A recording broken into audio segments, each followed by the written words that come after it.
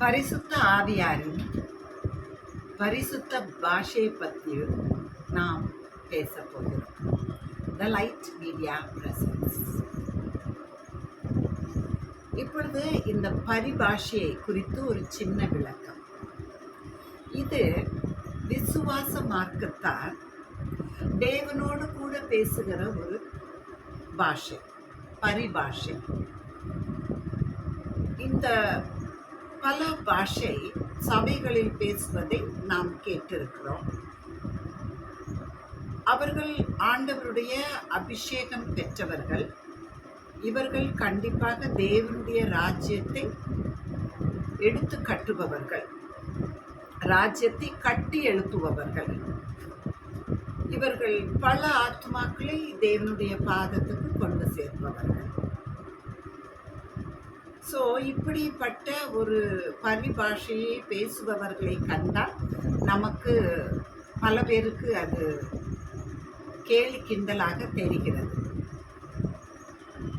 So tongues என்று அழைக்கப்படும் இந்த பரிசுத்த பாஷை, இது ஆவியானவர் நமக்காக தேவனிடத்திலே பரிந்து பேசுகிற ஒரு ஜெபம். தேவன் ஆவியாய் இருக்கிறார். நம்முடைய மொழியில் நாம் ஜெபிப்பதை விட ஆவியானவர் பாஷையில் ஜெபிப்பது, அந்த ஜெபம் அவரிடத்திலே போய் சேரக்கூடிய, கர்த்தரிடத்திலே போய் சேரக்கூடிய ஜெபமாயிருக்கும். ஏனென்றால் மனிதன் பாவ சுவாபம் உள்ளவர். ஆகையால் நமக்காக பரிந்து பேசுவதற்காக பரிசுத்த ஆவியானவரை தேவன் நமக்கு தந்து, பரிசுத்த ஆவியானவரை தேவன் நமக்கு ஜெபிப்பதற்காகவும் தந்திருக்கிறார். தேவனுடைய ஆவியுடன் நமக்குள் இருக்கிற பரிசுத்த ஆவியானவர் நமக்காக நம் உள்ளத்தில் உள்ள குறைபாடுகளை தேவனிடத்தில் நமக்காக பரிந்து பேசுகிறவராய் இருக்கிறார். நாம் நம் நாவை உளறுதல் போன்று நாம் பேச பேச நம் சிந்தனைக்கும் நம் நாவுக்கும் சம்பந்தம் இல்லாமல் பேசுவது இந்த அந்நிய பாஷை, பரிபாஷை என்பது. இது முழுக்க ஞானஸ்நானம் எடுத்து பரிசுத்த ஆவியை பெற்று கொண்டவர்களுக்கு பரிசுத்த ஆவியின் ஏவுதலால் பேசுவதுதான் இந்த பரிபாஷை. இது பிறருக்கு பைத்தியக்காரத்தனமாக தோன்றலாம். இது பரிசுத்த ஆவியின் செயல். இதனை நாம் கேலி செய்தால், இயேசுவே சொல்லி இருக்கிறார்,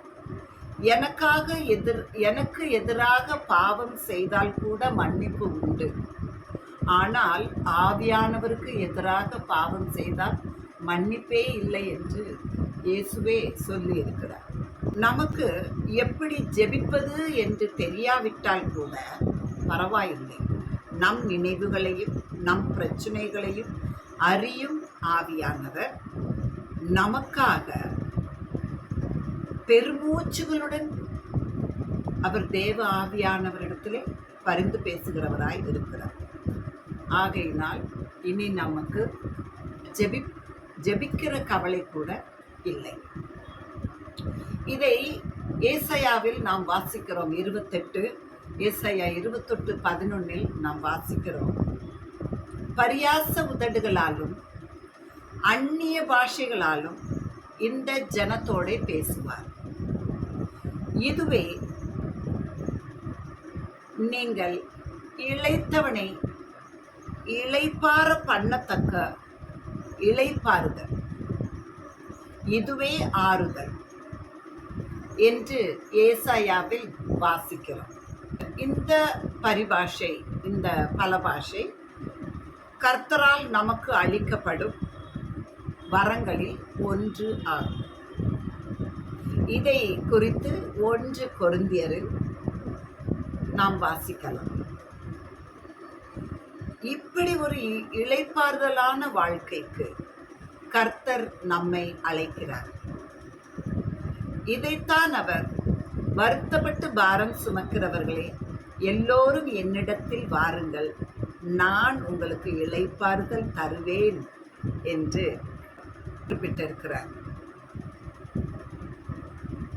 ஆமென்.